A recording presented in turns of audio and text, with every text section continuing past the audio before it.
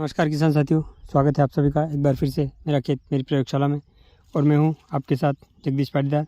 साथियों, यह मेरे हाथ में एक बोतल आप देख सकते हैं, ट्रॉपिकल एग्रो सिस्टम की नैनो पोटास की जो बोतल है।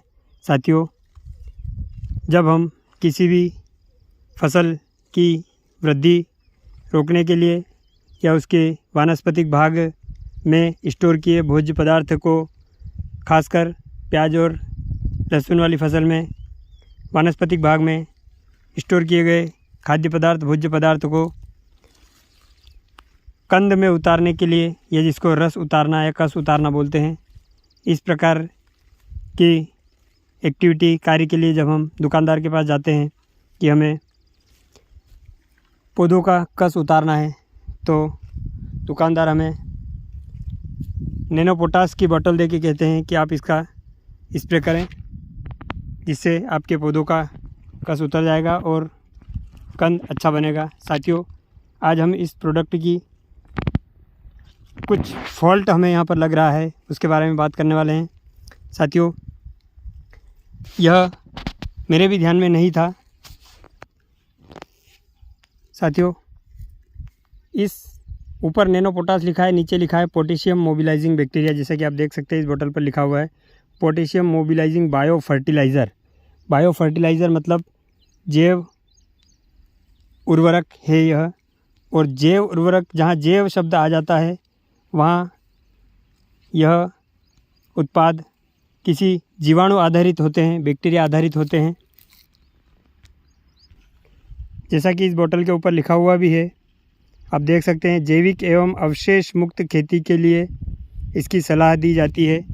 तो साथियों, यह प्रोडक्ट जिस हिसाब से डिस्क्राइब किया गया है, जहाँ जैसा कि यहाँ पर दिखाया गया है, उस हिसाब से यह एक बैक्टीरिया आधारित जैविक उत्पाद है, जीवाणुओं का संवर्धित कल्चर है। और जैसा कि इसका फार्मूलेशन भी बताया गया है, 1 × 10⁸ सेल पर मिलीलीटर ऑफ लिक्विड, यह इसका फार्मूलेशन है।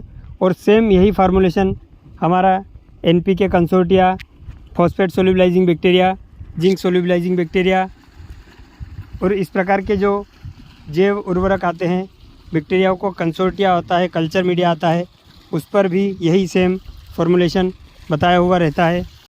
तो अब साथियों, दुविधा यहाँ यह उत्पन्न होती है कि एक तरफ इसको दुकानदार हमें रासायनिक उर्वरकों के साथ मिलाकर स्प्रे करने के लिए देता है, जबकि इसका फॉर्मूलेशन और इसकी बताई गई टेक्निकल गाइडलाइन के हिसाब से यह प्रोडक्ट जैविक है, जो कि रसायनों के साथ चलना मुश्किल है, या अगर इसको हमने रसायनों के साथ मिला भी दिया तो यह किसी काम का नहीं रहता है।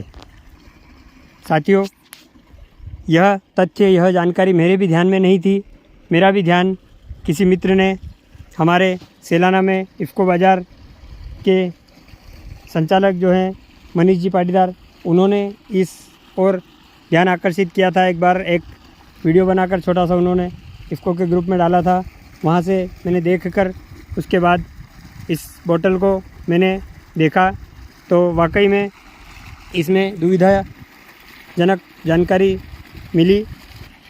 और इसलिए अब हम इस प्रोडक्ट का उपयोग यहाँ हमारे जैविक तौर पर तैयार किए गए कल्चर मीडिया, जैसा कि हर वीडियो में मैं बता रहा हूँ, NPK consortia, PSB, ZSB, KMB, potash mobilising bacteria जो इफ़को का आता है, वह तैयार है।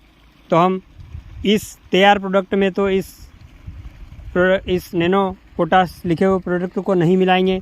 क्या पता यह रसायनों के साथ काम करता है या जैविक उत्पाद के साथ काम करता है, यह सुनिश्चित नहीं है।